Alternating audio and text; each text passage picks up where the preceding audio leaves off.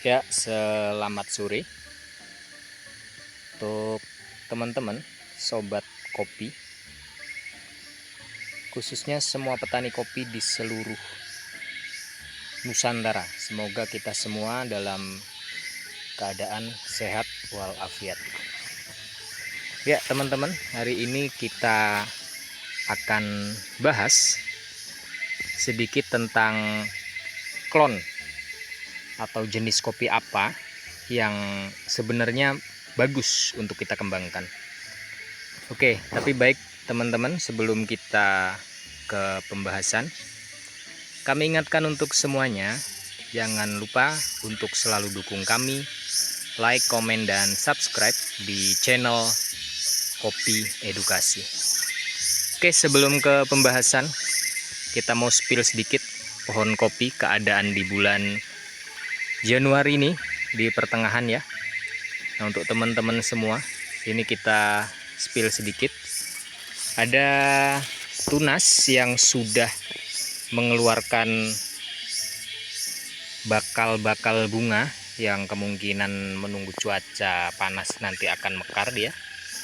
Nah, sebenarnya kalau kita melihat di fase musim kita bulan 4 nanti, tapi sekarang ini sudah hampir berbunga, ini nantinya akan jadi buah penyelang ya sobat semua.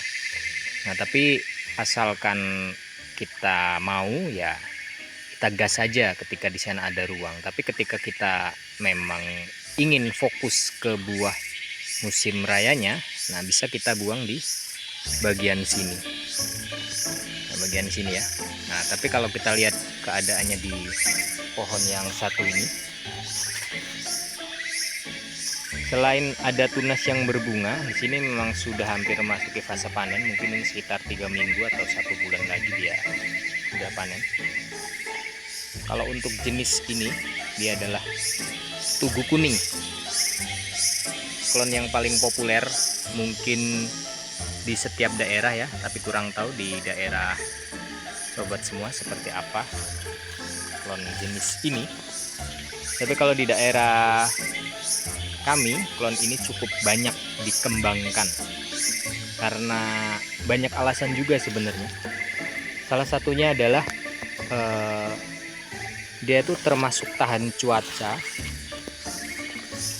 kemudian juga terkenal buahnya itu nggak lat.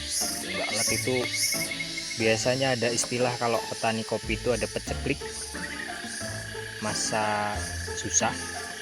Nah, kalau untuk jenis ini termasuk terus dia mau berbuah terus, asalkan ada tunas, cuaca mendukung, masih mau berbuah. Oke. Nah, kita fokus ke pembahasan dulu. Jadi untuk jenis-jenis klon yang bagus kita kembangkan itu seperti apa. Jadi perlu kita tahu juga untuk teman-teman semua ya. Ada banyak jenis klon, seperti klon yang sangat viral di saat-saat ini, mulai beberapa tahun yang lalu, seperti klon Arsat, Bagio, kemudian Basema, Mega Tanjung, Ciari, dan sebagainya. Itu banyak sekali. Di kebun ini juga sudah mulai dikembangkan beberapa ya. Namun ada beberapa syarat yang perlu kita pahami, bahwasanya yang kita sebutkan tadi itu belum tentu cocok dengan iklim atau cuaca yang ada di lahan kita. Nah, misalkan klon-klon itu kan dia punya karakter masing-masing. Ada yang memang dia itu cocoknya di daerah yang cenderung dingin atau MDPL-nya itu tinggi. Nah, kalau di daerah itu cocok, belum tentu dia cocok untuk di daerah yang MDPL-nya rendah. Nah, jadi untuk teman-teman semua, sobat tani, itu juga harus bijak untuk memilih jenis kopi apa yang akan dikembangkan di lahan kita. Nah, tapi yang jelas seperti ini kawan-kawan. Ketika kita memang ada bibitnya, bibit itu biasanya boleh kita berbagi dengan tetangga kebun kita, dengan teman kita, atau dengan siapapun. Nah, tapi kalau misalkan memang tidak ada seperti itu, ya boleh kita beli. Dan kalaupun tidak ada kita keinginan untuk membeli bibit yang kita inginkan tapi belum ada di tetangga atau teman kita, dan kita belum akan beli, ya kita kembangkan saja klon yang sudah ada di lahan kita. Seperti contohnya ini, misalkan nih, kita lihat aja, pasti ada di kebun kita itu salah satu jenis pohon kopi yang dia itu memang buahnya tuh lebat setiap tahun gitu. Itu biasanya layak untuk dikembangkan. Sebagai contoh nih, banyak orang yang sudah beralih dari klon ini, klon tugu kuning. Nah, tapi untuk saya pribadi, klon ini saya rasa di lahan ini masih cukup menggembirakan, masih cukup mumpuni untuk dikembangkan. Kita lihat, ini sudah B2. Ini tahun kemarin dia sudah berbuah di sini. Nah, ini kita lanjutkan ke B2 karena masih belum menyentuh tanah. Nah, ini buahnya juga masih lumayan. Memang termasuk buahnya itu tergolong kecil, tapi untuk tingkat stresnya itu termasuk rendah, daya tahannya tinggi gitu. Maka kita layak untuk kembangkan jenis kopi ini di kebun kita. Tinggal punya teman-teman itu klon yang paling bagus itu yang mana. Jadi jangan terlalu mudah tergiur dengan klon-klon yang viral saat ini. Kecuali kalau kita memang mau uji coba dengan ketentuan di situ, kita modal ada, ya intinya bibitnya ada lah. Karena bisa jadi di kebun pemilik sebelumnya itu bagus, tapi di kebun kita tidak cocok. Nah, itu karena banyak faktor. Bisa jadi karena memang perawatan kita kurang maksimal, tidak sesuai dengan pemilik kebun sebelumnya, atau memang dari faktor cuaca gitu. Nah, kita spill di pohon ini. Untuk keadaannya di bulan Januari pertengahan ini sudah siap beberapa pohon yang memang ini titik tumbuhnya itu kemarin dipercepat, sobat semua. Seperti contoh ini sudah ada berapa ruas ini? 1, 2, 3, 4, 5, 6, 7, 8, 9, 10, 11, 12, 13, 14 ruas. Nah, ini sebenarnya terlalu cepat. Ini titik tumbuh kemarin di bulan 9 atau bulan 10. Nah, tapi nggak masalah, nggak kita buang karena memang pohon ini bahannya sedikit biasanya. Jadi kita pelihara saja, kita tahan. Nah, di atasnya kita sudah siapkan bahan susulannya ini. Nah, ini baru 1, 2, 3, 4, 5, 6 ruas. 6 ruas ini bahan yang cukup seger.